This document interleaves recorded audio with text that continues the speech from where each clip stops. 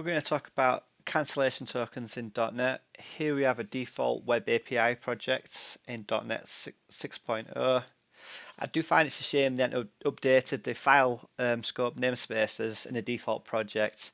It's not necessary, but you can do that by clicking on the namespace, pressing Control Dot, and converting it to scope namespace.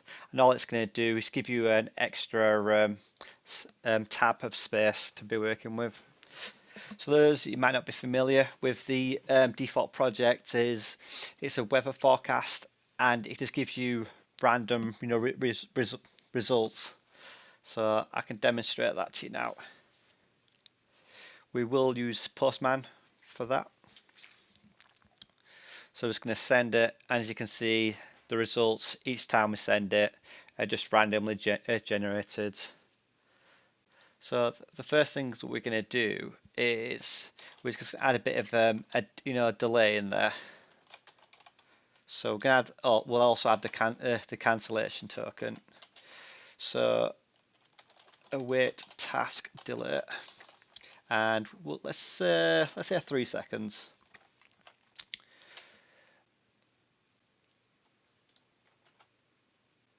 Yeah, we need to add this as a task. So what's going to happen now is it's going to call this method, it's going to wait for 3 seconds, and then it's going to randomly generate us the weather forecast.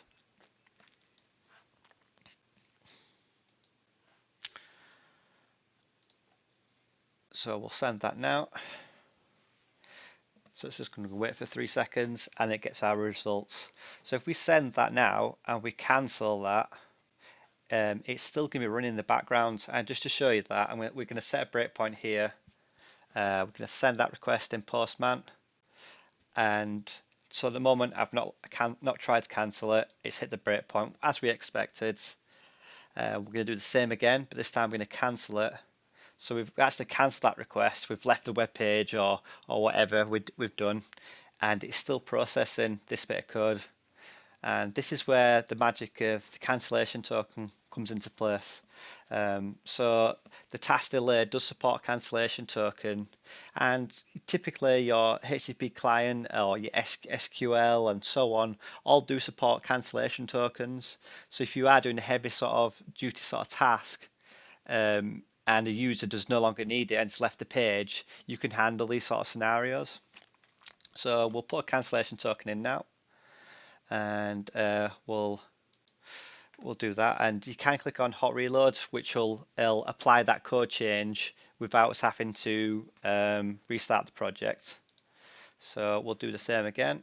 We'll send that request over, and I'm going to cancel it before it has time, and you'll notice that it's actually not hitting this breakpoint anymore.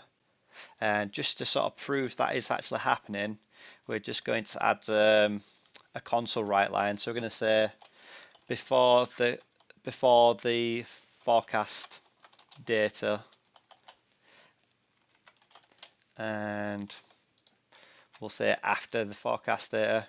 So you can just pretend that's an in-API call, or it's a call to a database to get in the forecast. And then click this hot reload button up here, and we're going to send that again, and then we're going to cancel it. And as you can see, it's actually we'll tell you what, we'll restart a project so we can see this a little bit easier, but it has done what we've expected it to do. So we're just going to restart it just so it's a bit easier to read.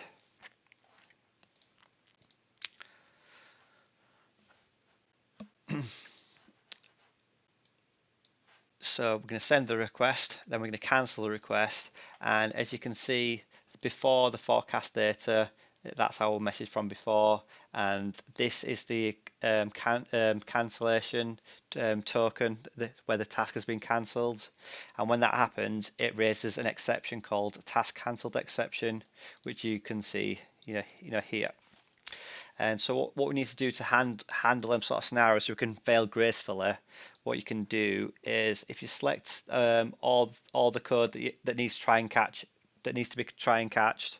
If you press Control K and then Control S, that'll give you a snippet. And if you just type in the word try, that's just a shortcut for a try and catch. And if you press Tab, and it's all wrapped nicely. And at this point, you would want to either do your login or whatever, and also you'd also want to handle that task cancelled exception. I usually abbreviate them with the words, so it'd be TCE. And at this point, you'd obviously do your login or whatever you want to do, and give it a nice graceful message. So I'll just demonstrate that being cancelled now. Hit that hot reload, send, and then cancel it. And as you can see, it's fallen into our task cancelled exception.